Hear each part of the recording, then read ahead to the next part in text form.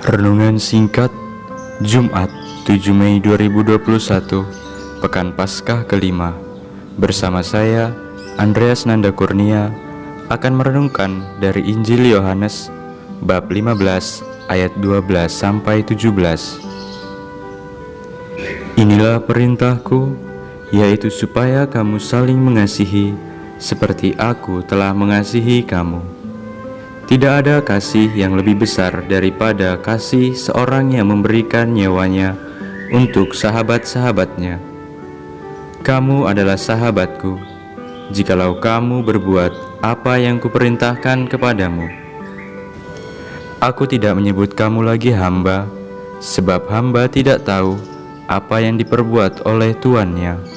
Tetapi aku menyebut kamu sahabat, karena aku telah memberitahukan kepada kamu segala sesuatu yang telah kudengar dari Bapa-Ku.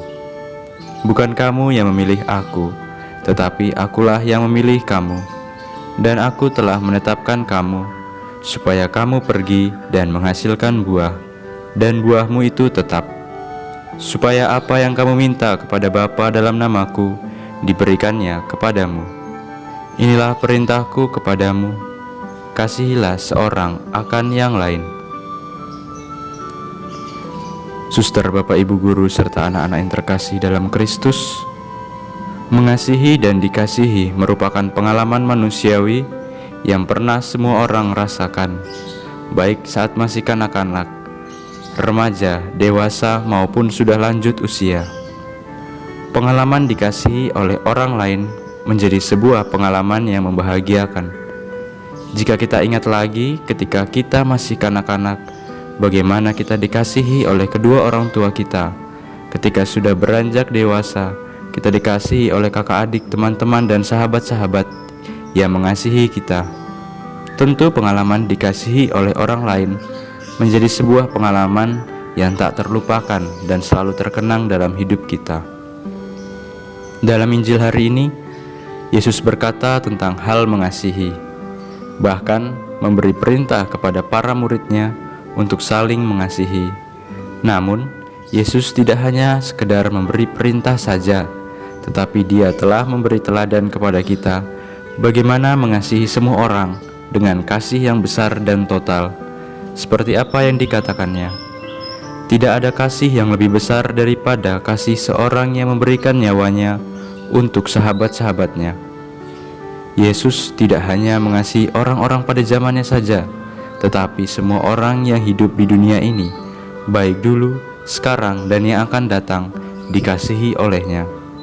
Kasih-Nya yang begitu besar dan total diberikannya kepada semua manusia tanpa terkecuali, sehingga kita juga termasuk orang-orang yang dikasihi-Nya. Kita sebagai orang yang dikasihi-Nya dapat merasakan kasih yang Ia berikan melalui orang-orang di sekitar kita, baik melalui anggota keluarga, teman-teman di sekolah, para guru, sahabat-sahabat kita, dan juga semua orang yang pernah kita jumpai dalam hidup kita sehari-hari.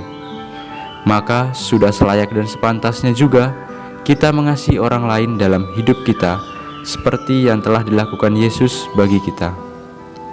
Melalui Injil pada hari ini, kita diutus dan diberi perintah oleh Yesus untuk saling mengasihi seorang akan yang lain, seperti apa yang telah dikatakannya.